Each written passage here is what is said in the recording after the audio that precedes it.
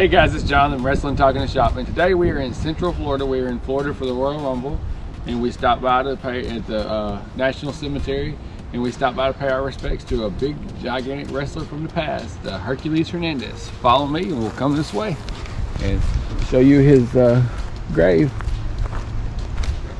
He was in the Air Force. His birth name is Raymond C. Fernandez. And right here it is. Let's see if we can see it. It's really bright. Yeah, it's really bright, so I'm gonna get close there.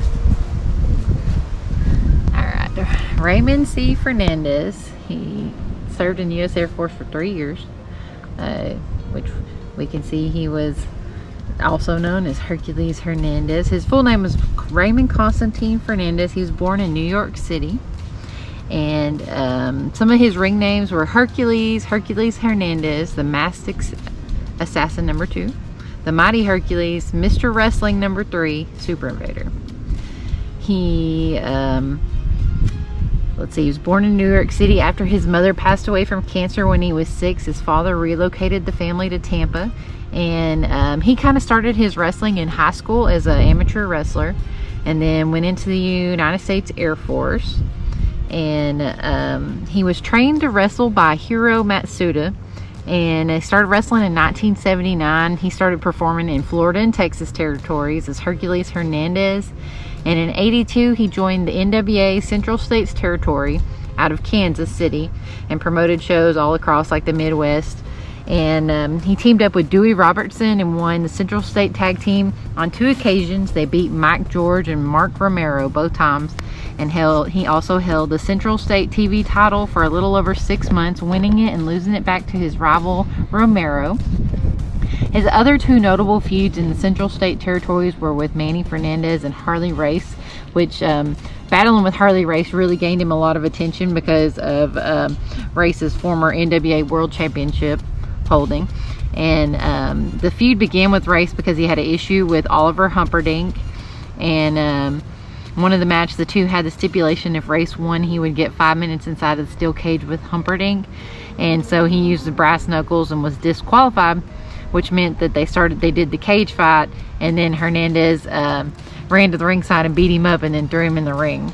So anyways, he also was in New Japan in 1983.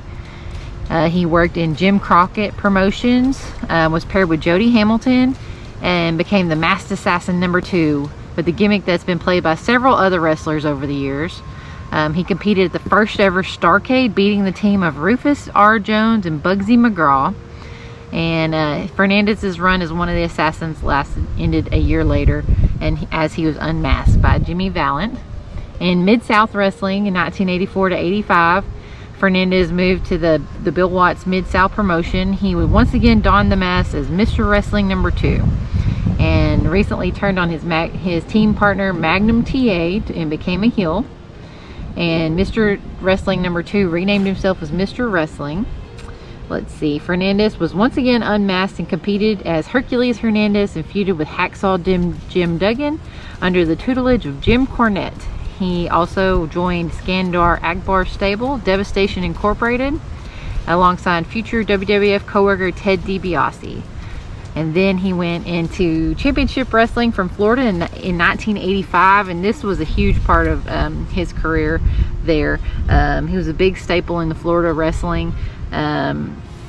He quickly, in Championship Wrestling from Florida, he quickly won the NWA Florida Southern Heavyweight Championship from Brian Blair. He won the Florida Heavyweight Championship from Hector Guerrero, and that made him a double champion.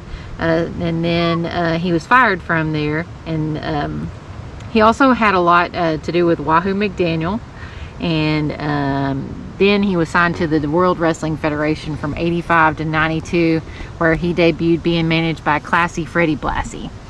So, and he was also in the Heenan family from 86 to 88. And that was a big part of his career in WWF.